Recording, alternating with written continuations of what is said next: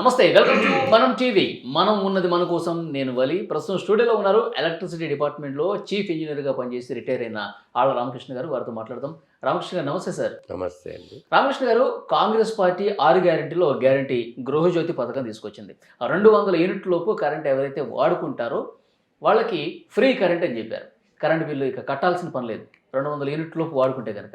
ఈ పథకం తీసుకొస్తే ఏ విధంగా ఉంటుందంటారు?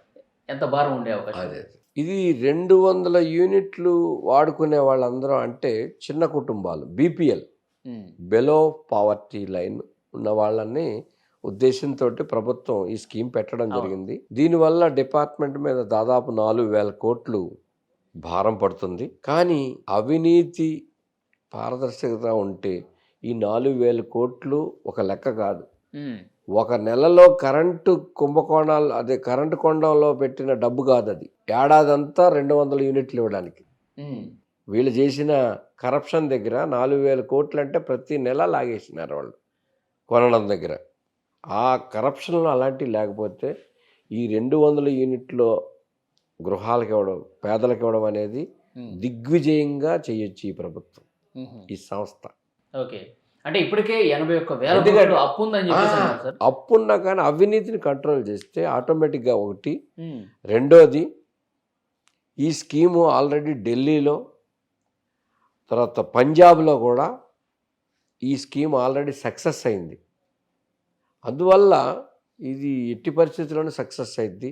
ఆల్రెడీ 1 ఇయర్, ఆల్మోస్ట్ 7-8 నెలల నుంచి కూడా సక్సెస్ అయింది అక్కడ. అందువల్ల దీనివల్ల ఏమి కాదు. ముఖ్యంగా కరప్షన్ లేకుండా చూస్తే చాలా మనీ సేవ్ అవుతుంది ఇక్కడ. కరప్షన్ లేకుండా చేస్తే చాలా ఈజీ అంటారు. ఇది చాలా ఈజీ. సో తప్పకుండా మనం 200 యూనిట్ల పథకాన్ని ఆల్రెడీ ఊళ్ళలో ఎస్సీ ఎస్టీకి ఈ పథకాలన్నీ ఆల్రెడీ ఉన్నాయి. ఇప్పుడు ఇంకా వర్గాలు, మిగతా వర్గాలు కూడా ఇందులో వస్తున్నాయి. అందువల్ల ఒక 4,000 కోట్ల అదనపు భారం పడుతుంది. ఒక్క నెల పవర్ పర్చేజెస్లో కరప్షన్ లేకుండా మెయింటైన్ చేస్తే ఆటోమేటిక్గా ఏడాదంతా మనం చేయొచ్చు. ఎందుకంటే నేను ఎందుకు చెప్తున్నా అంటే అంత అవినీతి జరిగింది డిపార్ట్మెంట్లో. ఓన్లీ మోసపూరితమైన విధానాలన్నీ అవలంబించారు. ఇందా చెప్పాను కదా, ఈ ఉద్యోగుల దృష్టిని మరల్చడానికి వాళ్ళలో తగువులు పెట్టారు. కొట్టుకోవడమే రోజున అక్కడ. ఆంధ్ర అని, తెలంగాణ అని, ఈ క్యాడర్, ఈ క్యాడర్ అని, ఏడీ క్యాడర్ అని, ఇట్లా అందరూ తగులే. ఎంప్లాయీస్ అంతా అన్ని కోర్టు కేసులే. ఎక్కడ చూసినా కోర్టులు, కేసులు. సుప్రీంకోర్టు దాకా వాళ్ళకి కావాల్సింది అదే. ఇప్పుడు ఈ 1,000 కోట్లు అప్పు ఉంది కదా సార్, ఇప్పుడు దీన్ని ఇంప్లిమెంట్ చేయాలంటే అవినీతి, ఈ కరప్షన్ ఏమి లేకుండా ఉంటేనే మనం అమలు చేయడానికి అవకాశం ఉందన్నారు. అంటే ఏమైనా టైం తీసుకునే అవకాశం ఉందా? ఈ అవినీతి మొత్తం బయట పెట్టి సెటరేట్ చేసి అప్పుడు ఈ పథకం తీసుకొచ్చే అవకాశం లేదు. పథకాలు ఇమ్మీడియట్గా తీసుకుంటారండి. అది సైమల్టేనియస్గా వాళ్ళ మీద ఎంక్వైరీ జరుగుతుంది. వాళ్ళ దగ్గర నుంచి మొత్తం వాళ్ళు తీసుకున్న సొమ్మంతా కూడా రాబట్టడం జరుగుతుంది. వాళ్ళు ఎక్కడో దిక్కుని దాస్తారు కదా. ఇదంతాను అంతా కూడా గవర్నమెంట్ జప్తు చేయాల్సిందే ఎట్టి పరిస్థితుల్లోని. గవర్నమెంట్ డబ్బు గవర్నమెంట్కి రావాల్సిందే.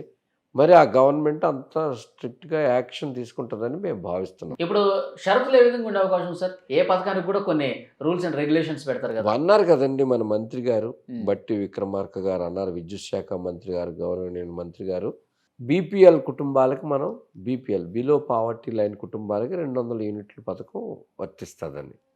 ఎట్లా తీసుకుంటారంటే అంటే వాళ్ళ కన్జంప్షన్ 200 యూనిట్లు ఉంది కదా.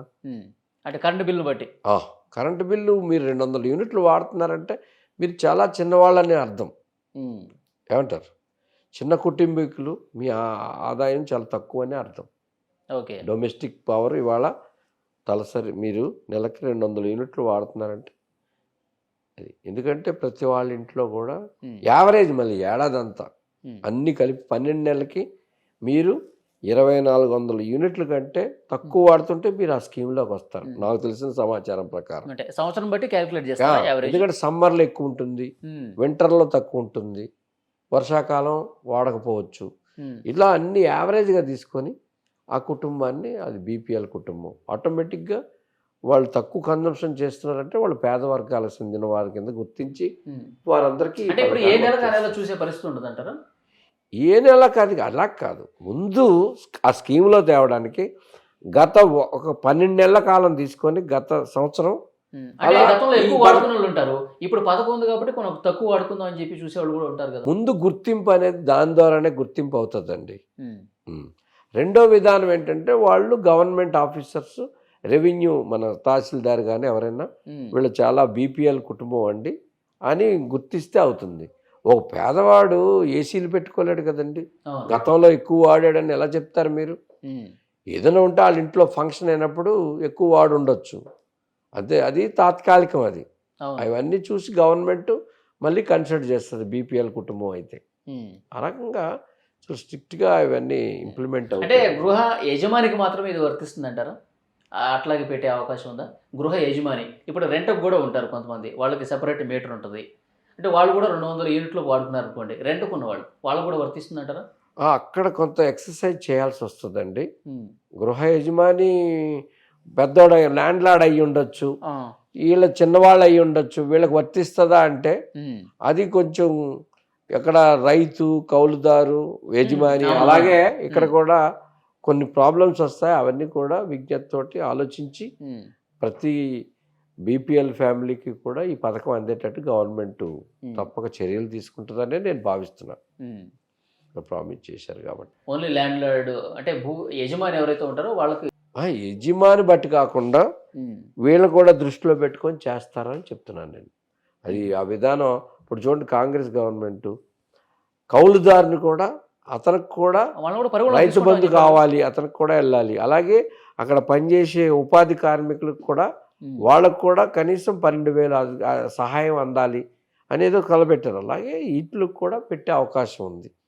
కస్టమర్కి అద్దెకుండేవాడికి కూడా వర్తింపజేసే అవకాశం కూడా ఉంది. 200 యూనిట్లు తక్కువ వాడే అతన్ని ఒక యంత్రాంగం సర్టిఫై చేస్తుంది, ఇతను పేదవాడు, ఇతను అద్దెకుంటున్నాడు, యజమానికి ఈయనకి సంబంధం లేదు, ఈ మీటర్ ద్వారా ఈయన సప్లై జరుగుతుంది 200 యూనిట్ల లోపు కాబట్టి ఇతన్ని ఈ స్కీమ్లో మనం ఈ స్కీమ్ వర్తింప చేయొచ్చు అని ఒక అంటే నిర్ణయం వాళ్ళకి చెప్తారు, కానీ కరెంట్ బిల్ మీద వాళ్ళ పేరు ఉండదు కదా సార్. దానికి విధి విధానాలు వస్తాయండి, అదే, ముందు అదే ముందు సమస్య వస్తాయి. ఇప్పుడు అక్కడే అలా వస్తుంది. ఇప్పుడు రైతుల దగ్గర కూడా అదే కదా ప్రాబ్లం. ఇప్పుడు కౌలుదారు అనేది ఏంటి? ఒక అగ్రిమెంట్ వాళ్ళిద్దరి మధ్య. కౌలుదారుని గుర్తించాలంటే రైతు అగ్రిమెంట్ ఉందా లేదో చూస్తారు. అలాగే ఇక్కడ కూడా అద్దెకున్నాడా లేదా, వీళ్ళిద్దరి మధ్య ఏంటి ఒప్పందం అనేది చూసి గుర్తిస్తారు. ఇంకొకటి సార్, ఇప్పుడు 200 యూనిట్ల లోపు అంటే అంటే ఏంటి, ఏమేమి వాడితే 200 యూనిట్ల లోపు వస్తుంది? ఇందే ఉంది. ఇంట్లో మరి ఒక బల్బు వేసుకుని ఇవాళ మంచి ఎల్ఈడీలు అయ్యి వచ్చినాయి, అందరూ తక్కువే వాడుతున్నారు సాధారణంగాను. ఇప్పుడు 2 ఫ్యాన్లు, 2 లైట్లు, 2 ఫ్యాన్లు సరిపోతుందా? సరిపోతుంది. 200 యూనిట్ల లోపే వస్తుంది యావరేజ్గా. సమ్మర్లో ఎక్కువ వాడినా, ఇప్పుడు టీవీలు అంటే ఎక్కువే వాడుతున్నారు కన్జంప్షన్. టీవీ దగ్గర కూర్చుంటే ఫ్యాన్ వేసుకోవాలి. ఇవన్నీ కూడా బిలో పవర్టీ లైన్లో ఉన్నవాళ్ళు కూడా 200 కూడా దాటకుండా ఉండాలని చెప్పి కొంత పొదుపుగా వాడే అవకాశం కూడా ఉండొచ్చు. ఏమంటారు? అంటే ఫ్రీ కరెంట్ వస్తుంది కాబట్టి అవునండి, అవును, కొంత పొదుపు చేసే ఛాన్స్ కూడా ఉంది. చాలా మంచి విధానాలు వస్తూ ఉంటాయి దానివల్ల. ఇంతకుముందు స్లాబ్ సిస్టంలో కూడా ఒక యూనిట్ పెరిగితే వేరే స్లాబ్లోకి వెళ్ళిపోవడం ఇవన్నీ ఉన్నాయి కదా. అవును. అలాంటివి కాకుండా ఎలాగుంటారో ఇది కూడా అలాగే మెయింటైన్ చేసుకుంటారు అందరూ పొదుపు. ఈ 1-2 రోజుల్లోనే విధి విధానాలు కూడా వచ్చే అవకాశం ఉందని తెలుస్తుంది. మన విద్యుత్ శాఖ మీద సమీక్ష చేసినప్పుడు ఇదే విషయం చర్చ కూడా వచ్చినట్టుగా తెలుస్తుంది. ఆల్రెడీ కొన్ని రాష్ట్రాల్లో ఇంప్లిమెంట్ సక్సెస్ఫుల్ అవుతుంది. కర్ణాటకలో కూడా ఇదే హామీ ఇచ్చినట్టున్నారు కదా, గృహజ్యోతిది హామీ ఇచ్చారు. వాళ్ళ 5 గ్యారెంటీల్లో కరెంట్ కూడా ఒక గ్యారెంటీ ఉంది. అది ఉంది, అక్కడ సక్సెస్ఫుల్గా ఇంప్లిమెంట్ అవుతుంది. చూద్దాం సార్, గైడ్లైన్స్ త్వరలో ఏ విధంగా వస్తాయి ఎట్లా అనేది చూద్దాం. Thank you very much.